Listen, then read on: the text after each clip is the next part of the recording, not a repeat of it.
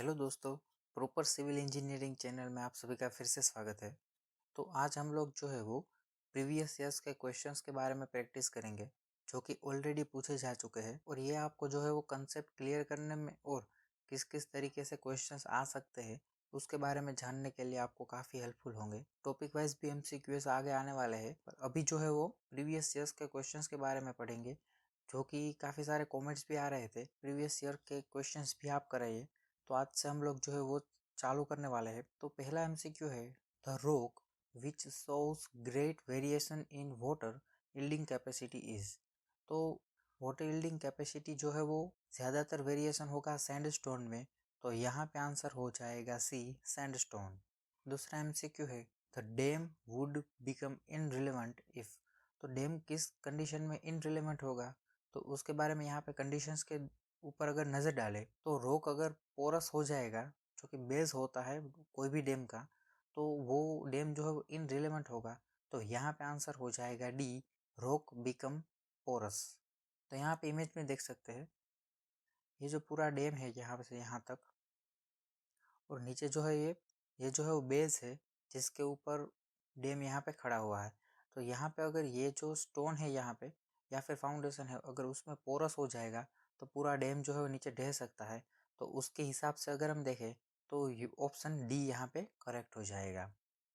तीसरा एमसीक्यू है, अ metallic tape is made of. काफ़ी सारे एग्जामिनेशंस में सेम क्वेश्चन पूछा जा चुका है, और काफ़ी सारे बच्चे जो यहाँ पे गलती करते हैं, मेटालिक माने स्टील करके आ जाते हैं, पर यहाँ पे करेक्ट आंसर हो जाएगा C, cloth interwoven with metallic fibres. चौथा एमसीक्यू है, correction due to sag of tape is. तो ये जो है वो ऑलवेज पॉजिटिव के डायरेक्शन में होगा, तो यहाँ पे आंसर हो जाएगा ए, ऑलवेज पॉजिटिव। पांचवा एमसीक्यू है, overlap in aerial photograph refers to. हमने सर्वेइंग के एमसीक्यूज जो किए थे उसमें सेम क्वेश्चन रिपीट यहाँ पे हो गया है। उसमें हमने ये क्वेश्चन हमने देखा था पूरे कंसेप्ट के हिसाब से, तो हमारे जो पुराने व्यूअर्स है उसको मालूम होगा इसका आंसर। यहाँ पे आंसर हो जाएगा A, the same ground feature taken from two camera positions. Camera के पोजिशंस अलग अलग होगी, ग्राउंड के फीचर्स जो है वो सेम होंगे। छठा एमसीक्यू है, parallax in aerial photographs is an error due to. तो पैरालैक्स जो है वो एरियल फोटोग्राफ्स में आने वाली वो एरर है जिसका मेन कारण होता है movement of camera and ground relief. तो यहाँ पे आंसर हो जाएगा बी। सातवां एमसीक्यू है, long span bridge has length. काफ़ी सिंपल सा क्वेश्चन पर बहुत सारे एग्जामिनेशंस में और आरएमपी के एग्जामिनेशन में खास करके पूछा जा चुका है कई बार। तो यहाँ पे आंसर हो जाएगा सी, मोर देन 120 मीटर। अगर 120 मीटर से ज़्यादा होगी ब्रिज की लेंथ तो उसको हम बोलेंगे लॉन्ग स्पान ब्रिज। आठवां एमसीक्यू है, bearings are provided in bridges to.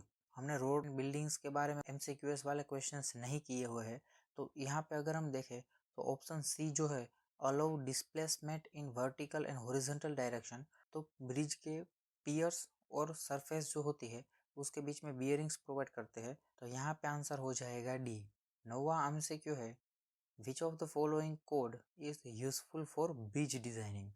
तो ब्रिज डिजाइनिंग के लिए यहाँ पे ऑप्शंस में से अगर हम देखें तो IRC 6 जो है वो यूज होगा, तो यहाँ पे आंसर हो जाएगा ए, जहाँ पे IRC का फुल फॉर्म होगा इंडियन रोड्स कांग्रेस। 10वां एमसीक्यू है, सुपरफ्लोस वाटर रिफर्स टू।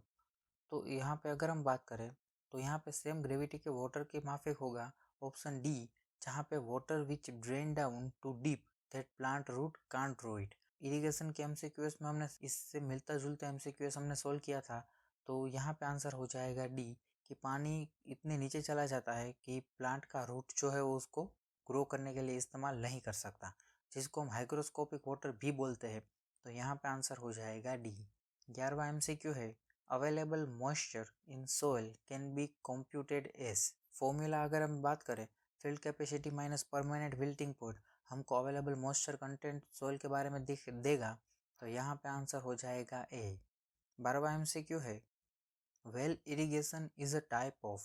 तो वेल इरिगेशन जो है वो लिफ्ट इरिगेशन का टाइप है, क्योंकि जमीन में से पानी को ऊपर खींचना होगा, तो यहाँ पे आंसर हो जाएगा बी। 13वां एमसीक्यू है, the salient limitations of an unlined canals are. तो अनलाइंड कैनाल जिसकी लाइनिंग नहीं हुई है उसको हम बोलेंगे अनलाइंड। अनलाइंड कैनाल के बारे में अगर हम बात करें तो silting of channel erosion of bed and banks, seepage या ब्रीचेस इन द चैनल। तो सिल्टिंग पे होगा क्योंकि लाइन नहीं किया गया है, इरोजन होगा बैंक और बेड दोनों का, सीपेज भी हो सकता है और ब्रीचेस इन द कैनाल। ये चारों कंडीशंस पॉसिबल है अगर अनलाइन कैनाल है तो यहाँ पे आंसर हो जाएगा डी, ऑल ऑफ एबोव। 14वां एमसीक्यू है, Kennedy found the upper Bari Doab canals. तो यहाँ पे अगर बात करें तो कैनेडीज थियरम अगर आपने पढ़ा है तो वो non silting non scouring condition के हिसाब से जो है वो अपर बारी दोआब चैनल के बारे में बात कर रहे थे, उसके थियरम में ये कंडीशन थी, तो यहाँ पे आंसर हो जाएगा डी। 15वां एमसीक्यू है, pressure meter test is performed on the site to measure which property of soil. तो कौन सी प्रॉपर्टी है सॉइल की जिसको मेजर करने के लिए प्रेशर मीटर टेस्ट का यूज करते हैं, वो हो जाएगी शियर मॉड्यूलस। तो यहाँ पे आंसर हो जाएगा ए। 16वां एमसीक्यू है, which of the following piles should be use when weak foundation soil is to be compacted. Foundation की सॉइल कॉम्पैक्टेड है और डीप फाउंडेशन करना पड़ रहा है यहाँ पे, तो कौन सी पाइल जो है वो सेफ होगी। इस तरीके की कंडीशन में सैंड पाइल बेस्ट होगी, तो यहाँ पे आंसर हो जाएगा बी, सैंड पाइल्स। 17वां एमसीक्यू है, minimum centre to centre spacing of frictional piles of diameter is. काफ़ी इंपॉर्टेंट क्वेश्चन है। तो ऑप्शंस के बारे में अगर हम बात करें तो यहाँ पे हो जाएगा 3 इंटू डायमेंशन, तो 3 इंटू डायमेंशन जो है यहाँ पे आंसर हो जाएगा। 18वां एमसीक्यू है, standard penetration test is carried out on which type of soil. तो यहाँ पे आंसर हो जाएगा सी, वेरी स्टिफ क्ले। तो 19वां एमसीक्यू है, proctor test perform is on the soil form. तो प्रोक्टर टेस्ट जो है वो किस तरीके की प्रॉपर्टी को नापने के लिए हम लोग यूज़ करेंगे, तो यहाँ पे ऑप्शंस में से अगर हम नज़र डालें तो बेरिंग कैपेसिटी को नापने के लिए हम लोग ये टेस्ट को परफॉर्म करेंगे, तो यहाँ पे आंसर हो जाएगा सी, एसेसिंग इट्स बेरिंग कैपेसिटी। तो इमेज में आप देख सकते हैं कि इस तरीके के अपार्टस जो हो गए।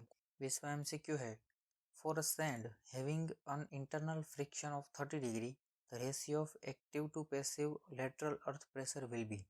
कंसेप्चुअल क्वेश्चन है, यहाँ पे आंसर हो जाएगा 1/9। पर ये कैसे आता है आइए डिटेल में समझते हैं। सबसे पहले अगर हम बात करें तो एक्टिव अर्थ प्रेशर और पैसिव अर्थ प्रेशर का इक्वेशन कुछ इस तरीके से होगा, 1 - sin⁵/1 + sin⁵, और उसका vice versa passive earth pressure के बारे में। तो डिग्री यहाँ पे दी गई है थीटा = 30, जो कि क्वेश्चंस में ऑलरेडी दी गई हुई है, तो पुट करेंगे वैल्यू इक्वेशंस में, तो एक्टिव अर्थ प्रेशर हो जाएगा 1 - sin⁵/1 + sin⁵। उसको सोल्व आउट करेंगे हम लोग तो कुछ इस तरीके से हो करके 1/3 होगा। पैसिव अर्थ प्रेशर के बारे में वैल्यू डालेंगे तो वो हो जाएगी यहाँ पे 3। तो यहाँ पे हमें पूछा गया है एक्टिव टू पैसिव का रेशियो, तो यहाँ पे KA/KP करेंगे, मतलब हो जाएगा 1/3/3। तो यहाँ पे आंसर हो जाएगा हमारा पास 1/9। तो यहाँ पे अगर passive earth pressure to active earth pressure पूछा गया होता तो यहाँ पे आंसर होता 9। 21वां एमसीक्यू है, hydrostatic pressure on phreatic line within a dam section. Topic हमने इरिगेशन वाले एमसीक्यूएस में चर्चा की है, यह जो है वो इक्वल टू एटमॉस्फेरिक प्रेशर होगा, तो यहाँ पे आंसर हो जाएगा सी। 22वां एमसीक्यू है, in a plasticity chart A line separates. तो ए लाइन जो है क्ले फ्रॉम सिल्ट को रिप्रेजेंट करती है, तो यहाँ पे आंसर हो जाएगा बी। और यहाँ पे ग्राफ में आप देख सकते हैं इसको बोलते हैं ए लाइन, और जो कि क्लेश फ्रॉम सिल्ट को रिप्रेजेंट करती है। 23वां एमसीक्यू है, for a well graded soil value of coefficient of curvature lies between. तो ये जो है वो 1 से 3 के बीच में लाई करेगी, तो यहाँ पे आंसर हो जाएगा ए। 24वां एमसीक्यू है, soil which are formed by decomposition of rocks are called as. तो इसको हम बोलेंगे लेट्रिटिक सोइल, तो यहाँ पे आंसर हो जाएगा सी। 25वां एमसीक्यू है, concrete mix proportioning guidelines are given by. तो कॉन्क्रीट मिक्स की प्रपोजन जो है वो 10262/2009 के IS में दिया गया है, तो यहाँ पे आंसर हो जाएगा सी। 26वां एमसीक्यू है, aerated concrete is produced by addition of.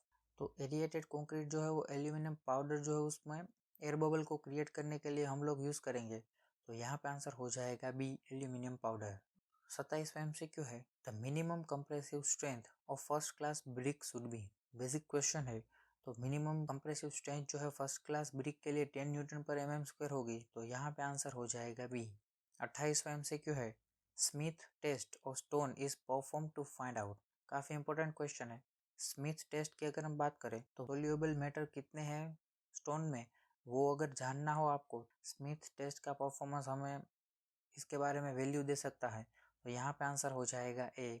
29वां MCQ है, which of the following city has become first Indian city to get UNESCO's world heritage city tag. तो यहाँ पे अगर हम ऑप्शंस के ऊपर नजर डालें तो यूनेस्को में पहले शामिल होने वाला सिटी था अहमदाबाद। तो यहाँ पे आंसर हो जाएगा बी। 30वां एमसीक्यू है, which of the following is examined to determine the age of timber. तो हमेशा आप याद रखिएगा कि अगर कोई भी वुड की एज आपको जाननी हो तो उसको जो उसका मूल होता है उसको काटने के बाद आपको जो वहाँ पे एक रिंग फॉर्मेशन दिखाई दे रहा होगा, तो रिंग फॉर्मेशन के ऊपर से हम लोग जो है उसकी एज का अंदाज़ा लगाते हैं, उसको बोलते हैं हम एन्युलर रिंग। तो यहाँ पे आंसर हो जाएगा ए। 31वां एमसीक्यू है, net sectional area of a tension member is equal to its cross sectional area. Net sectional area अगर टेंशन मेंबर के बारे में बात करें, ये यहाँ पे डिज़ाइन ऑफ स्टील स्ट्रक्चर के सब्जेक्ट में से उठाया गया क्वेश्चन है। तो क्रॉस सेक्शनल एरिया में से अगर हम लोग रिवेट के होल्स के एरिया को बात करेंगे तो हमको नेट सेक्शनल एरिया मिलेगा। तो यहाँ पे करेक्ट आंसर हो जाएगा D, minus the area of rivet holes. 32वां एमसीक्यू है, among the following which is least elastic. नीचे दिए गए ऑप्शंस में से अगर हम नजर डालें तो वो होगा रबर। तो यहाँ पे आंसर हो जाएगा बी। 33वां एमसीक्यू है, the property of a material by which it can be beaten और rolled into plates is called. तो रोल और प्लेट हो जाए कोई मटेरियल तो वो मटेरियल की किस खासियत की वजह से हो सकता है। तो यहाँ पे ऑप्शन हो जाएगा नन ऑफ दिस, क्योंकि मालिएबिलिटी जो है वो प्रॉपर्टी मटेरियल की उसको रोल और प्लेट का शेप जो है वो देने के लिए मदद करेगी। तो यहाँ पे करेक्ट आंसर हो जाएगा मालिएबिलिटी, पर वो इसमें मौजूद नहीं है। तो यहाँ पे आंसर हो जाएगा नन ऑफ दिस। 34वां एमसीक्यू है, maximum shear stress theory for the failure of material at the elastic limit is known as. तो इसको हम बोलेंगे गैस और ट्रेकास थियरी। तो यहाँ पे आंसर हो जाएगा बी। 35वां एमसीक्यू है, if the width of foundation for two equal columns is restricted the shape of footing generally adopted is. तो ऑप्शंस में से अगर हम नज़र डालें तो इमेज में भी आप देख करके अंदाज़ा लगा सकते हैं कि वो होगा रेक्टेंगुलर। तो यहाँ पे आंसर हो जाएगा डी। यहाँ पे किस तरीके से बात की गई है, यहाँ पे देखिए, इस तरीके से बीच में से अगर हम काटते हैं तो दोनों कॉलम के बीच में इतना इतना एरिया होगा, पर अगर उनके एरिया एक दूसरे के ऊपर ओवरलैप करते हैं तो उन दोनों के लोड को ट्रांसफ़र करता हुआ एक जनरल रेक्टेंगुलर फाउंडेशन बनाया जाता है। तो इस तरीके के कंसेप्ट को बोलते हैं हम रेक्टेंगुलर फाउंडेशन, जो कि रेस्ट्रिक्टेड फुटिंग होगा दो कॉलम का एक दूसरे के ऊपर, तब जो है उसका इस्तेमाल करेंगे। तो 36वां एमसीक्यू है, अ foundation rest on which of the following. Foundation rest करता है सबग्रेड एंड फाउंडेशन सोइल के ऊपर। तो ऑप्शन डी यहाँ पे करेक्ट हो जाएगा। 37वां एमसीक्यू है, which of the following statement is false. इस तरीके के क्वेश्चंस काफ़ी पूछे गए हैं एसएससी के एग्जामिनेशंस में। फॉल्स के ऊपर ध्यान रखिएगा। फॉल्स क्या है, ऑप्शन ए यहाँ पे करेक्ट हो जाएगा कि with passage of time the strength of cement increase, क्योंकि जैसे जैसे समय जाता है सीमेंट की स्ट्रेंथ जो है वो डिक्रीज होती है। 38वां एमसीक्यू है, which of the following statement is false. तो ऑप्शंस की अगर हम बात करें तो space between exterior wall of the warehouse and bag piles should be 30 centimetre. तो ये करेक्ट आंसर है। Cement bag should be preferably be piled on wooden plank, ये भी करेक्ट आंसर है, क्योंकि सीमेंट बैग को डायरेक्ट ज़मीन पर नहीं रखा जा सकता, तो उसको वुडन प्लैंक के ऊपर रखते हैं। Cement bag should be placed such that bags of one layer does not touch the bag of adjacent layer. इस तरीके से सीमेंट की जो अरेंजमेंट की जाती है। तो यहाँ पे आंसर हो जाएगा नन ऑफ दिस, क्योंकि सभी आंसर सही है और हमें पूछा गया है गलत आंसर। तो यहाँ पे आंसर हो जाएगा डी, नन ऑफ दिस। 39वां एमसीक्यू है, in a lime cement plaster ratio 1:1:6 corresponding to. काफ़ी इंपॉर्टेंट क्वेश्चन और इजी क्वेश्चन है। 1:1:6 जो है वो हम सीमेंट लाइम और सैंड को रिप्रेजेंट करते हैं। तो यहाँ पे आंसर हो जाएगा ए। 40वां एमसीक्यू है, which IS code give specifications about cement plaster. तो सीमेंट प्लास्टर के बारे में स्पेसिफिकेशंस दिया जाता है 1661 में। तो यहाँ पे आंसर हो जाएगा डी, IS 1661। 41वां MCQ है, permanent dimension changes due to loading of concrete is term as. तो ये क्रिप की डेफिनेशन को रिप्रेजेंट करता है, तो यहाँ पे आंसर हो जाएगा ए, क्रिप। 42वां MCQ है, concrete is generally placed on. तो कंक्रीट जो है वो फॉर्मवर्क के ऊपर प्लेस किया जाता है, तो यहाँ पे आंसर हो जाएगा बी, फॉर्मवर्क। तो इमेज में आप देख सकते हैं इस तरीके के जो कास्टिंग किए जाते हैं, यहाँ पे आप देखिए ये सभी जो है वो उसको फॉर्मवर्क बोलते हैं और बीच में जो है वो कंक्रीट को हम लोग प्लेस करते हैं। RCC वॉल का जो है परफॉर्मा यहाँ पे दिया गया हुआ है। 43वां MCQ है, how many methods of batching of concretes are there. काफ़ी इंपॉर्टेंट क्वेश्चन है। कंक्रीट के बेचिंग की मेनली 2 पद्धतियाँ हैं, तो यहाँ पे आंसर हो जाएगा ए, वो 2 पद्धतियाँ है wet batching and volume batching. 44वां MCQ है, which of the below is an example of plasticiser. काफ़ी इंपॉर्टेंट क्वेश्चन है। तो hydroxylated carboxylic acid, fluorosilicate, gypsum और सुर्खी। तो प्लास्टिसाइजर की अगर हम बात करें तो हाइड्रोक्सिलेटेड कार्बोक्सिलिक एसिड जो है वो प्लास्टिसाइजर का काम करता है, तो यहाँ पे आंसर हो जाएगा ए। और ये सभी के बारे में अगर हम बात करें तो जैसे कि हमने कहा ए तो हो जाएगा प्लास्टिसाइजर, बी फ्लोरोसिलिकेट जो है वाटर टाइटनेस के लिए काम आता है, जिप्सम जो है वो रिटार्डर है, सीमेंट को जल्दी से हार्डर होने से रोकता है, और सुर्खी जो है वो मिनरल एडमिक्सचर के तौर पे काम करती है। अगर इनमें से कोई भी एग्जाम्पल पूछे तो अभी आप इजीली आंसर दे सकते हैं। 45वां MCQ है, which of the following material is not use in making truss. तो ट्रस जो है वो कंक्रीट से अभी तक नहीं बनाए गए हैं। वुडन, मेटल और चैनल जो है वो, चैनल मतलब स्टील की चैनल आती है, L सेक्शन, C सेक्शन, तो उसका भी हम लोग इन तीनों का वुडन, मेटल और चैनल का उपयोग हम करते हैं ट्रस को बनाने के लिए, पर कंक्रीट का हम लोग उपयोग नहीं करते, तो यहाँ पे आंसर हो जाएगा डी, कंक्रीट। 46वां MCQ है, कंक्रीट इज। तो कंक्रीट जो है वो कंप्रेसिव स्ट्रेंथ के लिए बेटर है, उसकी टेंसाइल स्ट्रेंथ ना के बराबर होगी, तो ऑप्शन बी यहाँ पे करेक्ट हो जाएगा।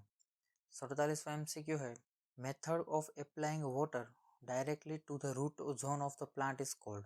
तो इसको इमेज में देख करके आप बता सकते हैं कि इसको बोलते हैं ड्रिप इरिगेशन, तो यहाँ पे आंसर हो जाएगा डी, ड्रिप मेथड। 48वां MCQ है, which of the following is correct ratio for Froude number. काफ़ी इंपॉर्टेंट क्वेश्चन है। फ्रॉड नंबर के बारे में बात करें तो inertia force to gravity force जो है वो फ्रॉड नंबर को रिप्रेजेंट करता है, तो यहाँ पे आंसर हो जाएगा बी। के अलावा जो 3 है उसका इक्वेशन जो है आप इमेज में देख सकते हैं। पहला जो है वो यूलर्स का, तीसरा जो है वेबर का, और चौथा जो है वो रेनॉल्ड्स नंबर का। 49वां MCQ है, what is the assumption made about back of wall in the Rankine's theory of earth pressure. तो रैंकाइन्स थियरी जो है अर्थ प्रेशर के बारे में, यहाँ पे वर्टिकल एंड स्मूथ जो है वो वॉल को कंसिडर किया गया था, तो यहाँ पे आंसर हो जाएगा D, back of wall is vertical and smooth. और लास्ट MCQ है, which of the following is used for determining the location of station occupy by plane table. Plane table survey के बारे में अगर आपने सर्वेइंग के लेक्चर में पढ़ा है, तो एक बार सेट करने के बाद अगर आप दूसरे दिन आते हैं और प्लेन टेबल की पुरानी पोजीशन आपको अगर जाननी है, तो उसको जानने के लिए रिसेक्शन मेथड का यूज़ करते हैं हम लोग। यहाँ पे आंसर हो जाएगा सी। तो उम्मीद करता हूँ कि आपको ये प्रीवियस ईयर के क्वेश्चंस कॉन्सेप्ट क्लियर करने में आपको मदद करेंगे। इसके अलावा नेक्स्ट वीडियो अभी आएगा इसका, उसमें हम और MCQs के बारे में डिटेल में चर्चा करेंगे। तो मिलते हैं जल्दी नेक्स्ट वीडियो में, तब तक के लिए बाय।